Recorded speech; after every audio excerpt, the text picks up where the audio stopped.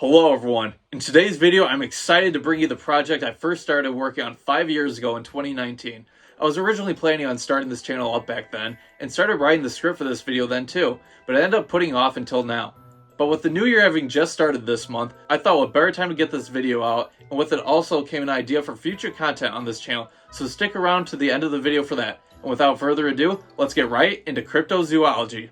Growing up, you probably heard of two mysterious creatures known as Bigfoot and the Loch Ness Monster. Neither of their existences have been proven before, but the sheer amount of sightings and different pieces of evidence point to the possibility of them being real. What you may not realize is that these creatures are known as cryptids, and in this video I won't be trying to convince you that any cryptids are real or anything like that, but I'll be exploring what cryptids in general are, and their different classifications, and giving a little bit of history behind them as well. So according to the Merriam-Webster dictionary, a cryptid is defined as an animal that has been claimed to exist but has never been proven to exist. Besides Bigfoot and Nessie, other well-known creatures that have been classified as cryptids at one point or another are aliens, ghosts, dinosaurs, unicorns, gorillas, and the platypus.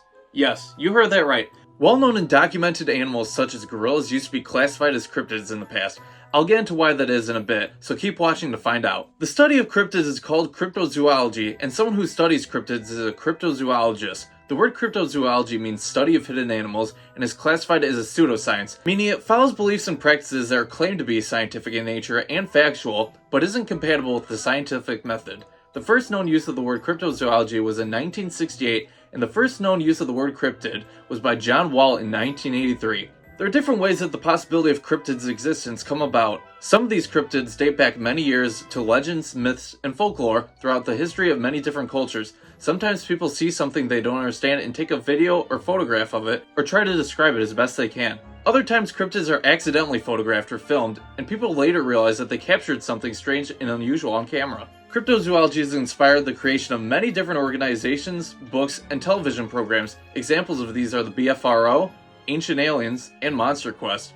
These works of media try to bring awareness of these cryptids to their audiences, and a lot of times seek to prove the existence of cryptids. Cryptids also appear in pop culture in movies, cartoons, video games, and toys. Getting into the cryptids themselves, there are many types such as humanoid cryptids, flying cryptids, aquatic cryptids, and cryptids that resemble land animals, just like you would classify any other living being. Along with these types, I personally like to break cryptids down into two main categories, which are creatures that are currently labeled as cryptids, and creatures that used to be classified as cryptids. These categories can then be broken down into subcategories, some of which are cryptids that do not have sufficient evidence to either prove or deny their existence, which is a standard for most cryptids. Cryptids have been proven to be hoaxes. Cryptids that are well-known animals and are supposedly extinct, but may still exist today. And cryptids have been proven to be real and are officially recognized by the scientific community. As I said, the subcategory that most cryptids fall into is cryptids that have not been yet proven to exist. Bigfoot and the Loch Ness Monster are two of the big ones in this category, such as other popular cryptids like the Mothman, Jersey Devil, Chupacabra, and the cousin of Bigfoot, the Yeti. With many of these cryptids, there's been some evidence pointing towards their existence, such as footprints, hair samples, photographs and videos, and even some fecal matter in some cases. However, there usually isn't sufficient evidence to prove these creatures' existence, such as clear photographs or bodies of the cryptids. Along with this, often the evidence is fake or misidentified, causing more skepticism into the existence of many cryptids and causing people to lose interest in the possibility of their existence. Without much evidence for many cryptids, this is another reason why many people doubt that cryptids are real. Probably the best way for cryptids to be proven to be real is if a cryptid is captured alive or a body is found for scientists to confirm that the cryptid is not another animal, and is indeed the alleged cryptid. The next subcategory that many cryptids fall into is ones that have been proven to be hoaxes. Some cryptids that fall into this category are the Pacific Northwest tree octopus, the Fiji mermaid, and the western jackalope. Although many cryptids have a lot of evidence pointing towards them being fake, these cryptids have 100% proven to be fake. They have been proven to be fake by credible scientists or organizations, or have been admitted to be fake by the person who created the hoax. A lot of times people create these hoaxes because they want publicity or want a chance at fame for discovering these creatures. Other times people do it just for a laugh and have no ill intentions for creating these hoaxes. This category of cryptids is another reason why people don't believe that other cryptids exist. People see that cryptids have been proven to be hoaxes, so they think if these ones are hoaxes, then there's no reason that other cryptids can't be hoaxes as well. Another subcategory is cryptids that are creatures that are believed to have gone extinct, but there are still sightings of them today. A couple animals that fall into this category are the eastern cougar and the quagga. One extreme example of this subcategory of cryptids are dinosaurs. Over the years, there have been reports from all around the world of dinosaur sightings. Some people even believe that the Loch Ness Monster is a modern-day plesiosaur. Although many of these sightings are misidentifications and hoaxes, it isn't entirely impossible. One bird called the Aldabra rail went extinct around 136,000 years ago, and through a method called iterative evolution, came back into existence. When animals are declared to be extinct, there's usually no way to prove that there are no living members left of the species. What often happens is people use the most recent sightings of the animal as a measure as to when the species will die out. In cases such as the Galapagos tortoise and Wallace's giant bee, they have not been seen for years, but recent evidence suggests that they still exist. With some animals believed to be extinct now being seen again, it isn't impossible that supposedly extinct animals are still alive today.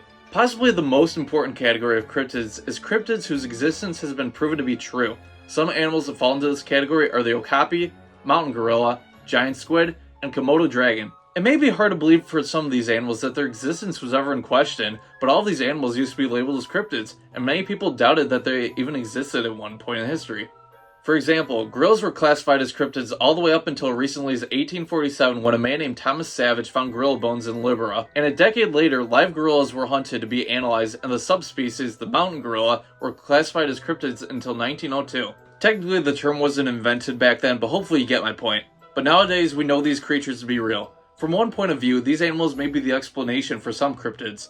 For example, the giant squid may be what the sailors and pirates once called the kraken, and people may have seen a Bigfoot-like creature in the past when it was really a mountain gorilla. Because these animals were once classified as cryptids and are now well-known animals, it gives hope that other cryptids could be real as well, with many animals who used to be seen as myths and hoaxes now proven to be real. Many other cryptids actually could indeed exist. The day may come where we don't classify them as the stuff of legend anymore. But speaking of legend, I'd like to touch on one more category, such as mythical, paranormal, and extraterrestrial beings. Creatures such as dragons, unicorns, fairies, vampires, werewolves, ghosts, and aliens aren't usually what you might think of when you hear the word cryptid, but they are indeed classified as cryptids.